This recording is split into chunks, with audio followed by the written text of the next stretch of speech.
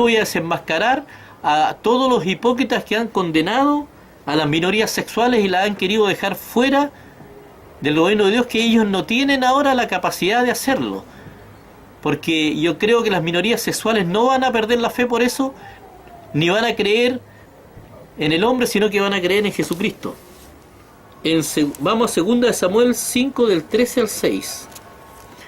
En 2 de Samuel 13, el 13 en adelante dice: y tomó David más concubinas y mujeres de Jerusalén, después que vino a Hebrón, y nacieron más hijos e hijas. Estos son los nombres de los que nacieron en Jerusalén: Samúa, Sobab, Natán, Salomón. Cuento corto. El rey David tenía todas estas mujeres, no engañaba a ninguna porque todos estaban de acuerdo en relacionarse y pasarla bien. Y la pasaba chancho y tenía una excelente relación con Dios. Dios solamente lo condenó cuando él produjo un daño a un tercero. ¿Cuándo? Cuando se calentó con la esposa de un soldado de su propio reino y él la embarazó. Entonces, para que no se supiera, para tapar lo que había hecho, él le dijo al soldado que pasara una noche, que dejara un tiempo la guerra, que dejara de pelear y que pasara una noche con su esposa en su hogar para poder sacarse los balazos. Pero el soldado era muy patriota y quiso seguir insistiendo en ir a pelear porque él estaba prendido con la guerra. Y mandó David que lo pusieran al frente para que lo mataran, así que como iba al frente estaba lo más valiente, ahí lo mataron. Después se le acerca el profeta al rey David, y el profeta le dice: Señor, he sabido que en tu reino hay un pastor que, teniendo muchas ovejas, se fijó en la oveja de un pastor muy pobre que tenía una sola ovejita, y vino, lo mató y le quitó la única oveja que tenía. Entonces el rey David se irritó y dijo: este hombre merece la muerte, dijo. Es muy malo este pastor, dijo, así que no puede haber un pastor así en mi reino. Y el profeta le dijo: ese pastor eres tú, le dijo. Ahí se derrumbó el rey David. Esa es la historia que sale en la Biblia, sale en Samuel, donde le cité. En 2 de Samuel, de 5:13 al 6 para adelante, pueden leerla con más extensión. Ahora, eso demuestra que Dios no tiene nada contra los placeres. Dios no hace prohibiciones estúpidas, ni restricciones estúpidas. La única restricción que hace son las mínimas para que podamos ser felices. O sea, no echarle a perder la vida a los demás. ¿Cuándo empiezan a discriminar los apóstoles? Vamos a Marcos 9:38. Juan le respondió diciendo: Maestro, hemos visto a uno que en tu nombre echaba fuera demonios, pero él no nos sigue y se lo prohibimos porque no nos seguía. Pero Jesús dijo: no se lo prohibáis, porque ninguno hay que haga milagro en mi nombre que luego pueda decir mal de mí. Porque el que no es contra nosotros, por nosotros es. Claro, Jesús los corrigió. Los judíos son profesionales en la discriminación. Ellos estaban discriminando a un hombre que era cristiano igual que ellos, solamente porque no andaba en el lote con ellos, porque no andaba en el grupo con ellos. Por esa única razón lo estaban discriminando. Y la religión tiene basada su doctrina en las cartas de los apóstoles. Sigue la discriminación, racismo. Vamos a Hechos 10 del 25 al 35, vamos en el racismo. Cuando Pedro entró, salió Cornelio a recibirle, y postrándose a sus pies lo adoró. Mas Pedro se levantó diciendo: levántate, porque yo mismo también soy hombre. Los apóstoles siempre reconocieron su humanidad, su limitación, nunca permitieron ser adorados.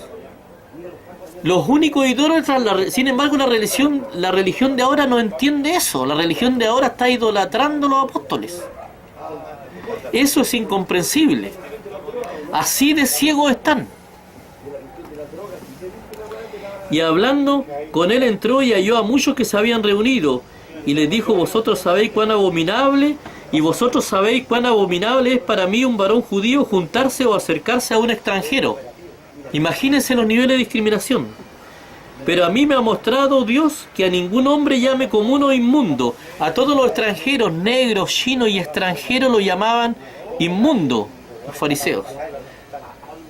Esa era la realidad de los fariseos, y sobre esos hombres totalmente que tenían esa mentalidad, que recién estaban aprendiendo sobre Cristo, que eran totalmente retrasados en muchos aspectos por el tiempo en que vivieron. Sobre ello nosotros vamos a asentar toda la doctrina que tenemos que tener asentada en la palabra de Cristo. La palabra de los apóstoles, ¿la vamos a comparar con la palabra de Cristo? Es imposible. Vamos a Romanos 13 del 8 al 10. Romanos 13 del 8 al 10. Pero este es el pacto que haré con la casa de Israel. Después de aquellos días, dice Jehová, daré mi ley en su mente y la escribiré en su corazón. Y seré a ellos por Dios y ellos me serán por pueblo. Esa es la profecía de lo que iba a pasar cuando llegara Cristo. Iba a escribir la ley, daré mi ley en su mente y la escribiré en su corazón. ¿Cómo iba a pasar eso? Eso se explica acá en Romanos 13 del 8 al 10. No debas a nadie nada, dice Pablo acá, en la carta a los romanos, sino el amaros unos a otros, porque Pablo ya se había alcanzado a dar cuenta de muchas cosas en las cartas, y cosas muy importantes. No debáis a nadie nada, sino amaros unos a otros, porque el que ama al prójimo ha cumplido la ley. Entonces no es necesario memorizarse un montón de mandamientos, ni menos poner mandamientos de hombres, que cosas que inventan más allá, sino que simplemente amar. Esa es la esencia del Evangelio. Y la ley no es el fin, es solo la señal, es como un termómetro. Yo a través de los mandamientos empiezo a ver si estoy cumpliendo algunos mandamientos y me doy cuenta que estoy mal, que no estoy amando. Pero el fin es el amor. Esa es la razón. Mateos 15:14. Dejadlos, dice, son ciegos. Habla sobre los fariseos y escribas. Dejadlos, son ciegos, guías de ciegos. Y si el ciego guiare al ciego, ambos caerán en el hoyo. Acá hay un problema de identidad. Nosotros no podemos ser guiados por empresarios de la religión, sino que tenemos que ser guiados por verdaderos personas que tienen una relación con Dios y que viven dentro del gobierno de Dios, no por empresarios. Tiene que ver con la identidad. Yo una vez me puse a rebatir algunas cosas y me dijeron que ¿por qué si tenía algo contra el hermano que tenía que guiarme? Yo le dije, no tengo nada contra el hermano, le dije yo. Yo creo que hay un problema de identidad, le dije yo.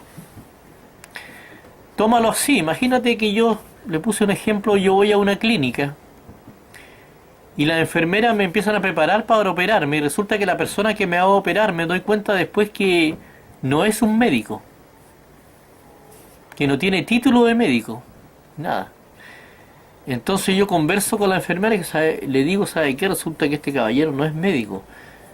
Las enfermeras me pueden decir, ¿sabe qué? Perdónelo. Yo lo perdono.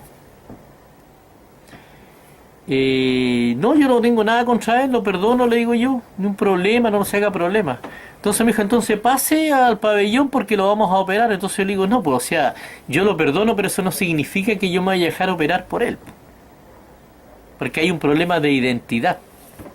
No es un problema que yo tenga algo contra él, sino que a mí me tiene que operar un médico. Si no es médico, no me opera. Eso mismo pasa con las religiones. Las religiones no se pretenden ser la iglesia, pero no son la iglesia. Las ovejas van a las religiones, pero eso no las hace la iglesia. Cuando se unan las ovejas, ahí va a estar el cuerpo de Cristo, ahí va a reaparecer la iglesia. Ahora no existe la iglesia. La iglesia está diseminada, hay un valle donde hay puros huesos secos. Ese es el período que estamos viviendo ahora. Pero se está empezando a derrumbar la religión en estos momentos. Vamos a Mateo 16:17. Entonces le respondió Jesús: bienaventurado eres, Simón, hijo de Jonás, porque no te lo reveló carne ni sangre. Bueno, acá está hablando un poco sobre una diferencia que es muy grande. Los apóstoles eran muy místicos. La religión siempre ha tenido una visión bastante mística del cuerpo. De hecho, muchos apóstoles hablaban de que el cuerpo es templo del Espíritu Santo. Por eso se opusieron un poco a la donación de órganos. Pero Jesús era totalmente aterrizado en ese aspecto. No tenía nada de místico. Jesús dice: ni carne ni sangre heredarán el reino de los cielos. Pablo también llegó a ser bien aterrizado en eso, entendió muy claro. Pero no todos, la mayoría de los apóstoles andaban muy perdidos con respecto a eso. Las ovejas no pueden estar representadas e insertadas por los empresarios de las religiones en la sociedad. ¿Por qué? Porque las religiones tienen que tener un marketing, tienen que tener una razón que las haga existir. Y no existe una razón real que las justifique. Tan mal insertada. Le voy a poner un ejemplo. Jesús nunca se entrevistó con el César. Yo creo que si Jesús se hubiera entrevistado con el César, con las autoridades, César hubiera quedado maravillado de la disciplina y la forma de vida de Jesús. El problema hubiera sido, porque Jesús no era ingenuo, por eso no lo hizo, el problema hubiera sido que Jesús se hubiera enterado muchos días después de que el César acaba de enviar una ley y un montón de leyes para que todo el reino viva como vive Jesús. Si a mí me pasara eso, me sentiría podrido. No me gustaría que obligaran a otras personas, a personas que ni siquiera le interesa lo que es Dios, ni le interesa mi forma de vida, a que vivan como yo. Eso es patético, eso es bizarro. Sin embargo, la religión, los empresarios de la religión se alegran de eso. La religión hace presión en la política para que los mandamientos de Dios se cumplan a través de un decreto ley y por la fuerza, a través de carabineros. Por eso es que prefiere un Estado laico. Es mucho más saludable y está mucho más cerca de lo que es Cristo que los estados religiosos. Pero sin embargo, me falta de repente una preocupación por la salud espiritual de las personas. Echo un poco de menos eso, porque eso está en tierra de nadie. Y es una realidad y es algo que se tiene que tratar. Es como una piedra en el zapato en la política, porque los conflictos que se producen por el factor religioso son tremendamente grandes. Yo creo que cuando se meten en la política, algunos se meten muy re mal. Voy a ver en Mateo, cuando se mete en la política, en la religión también se mete muy mal. Mateo 5:33. En Mateo 5:33 dice Jesús y los juramentos. Dice: además habéis oído que fue dicho a los antiguos: no perjurarás, sino que cumplirás al Señor tus juramentos. Pero yo os digo, no juréis en ninguna manera, ni por el cielo, porque es el trono de Dios,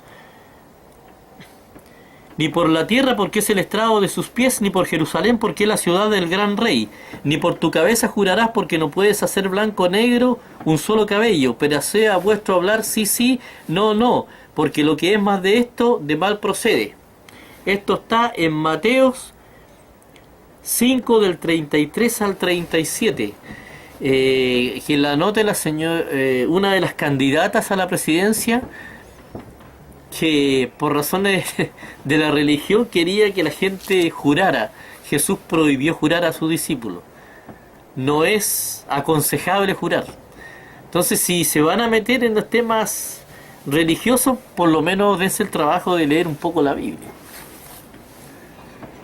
para los candidatos. A veces los políticos, por marketing, por figurarse, se meten mal en temas pantanosos, pensando que la gente es estúpida, pero la gente a veces es más inteligente de lo que los políticos creen.